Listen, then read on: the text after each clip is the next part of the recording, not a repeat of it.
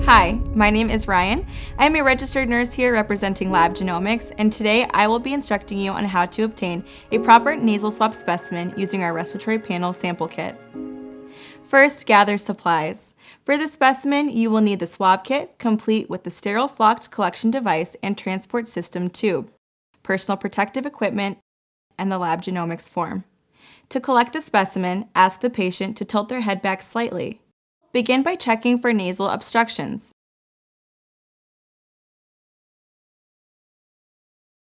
Open the swab package and gently insert the swab into the nostril, keeping the swab near the septum floor of the nose. Gently push the swab into the postnasal pharynx.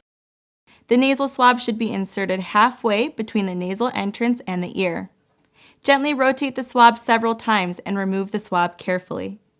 Place the sample swab into the tube with the tube facing away from you. Gently hold the swab above the score and bend 180 degrees until the swab breaks at the score point. Now place the cap back on the tube and firmly screw the cap on. Ensure that the tube is properly sealed and prepared for shipping.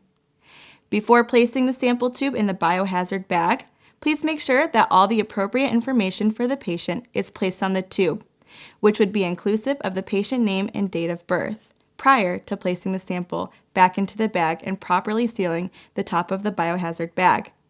Check again to make sure all the paperwork is complete and placed in the outer pouch of the biohazard bag before submitting to Lab Genomics. Thank you for watching our video. Again, this is Ryan here with Lab Genomics. For more information on our training videos, please visit our website at newendeavors.com.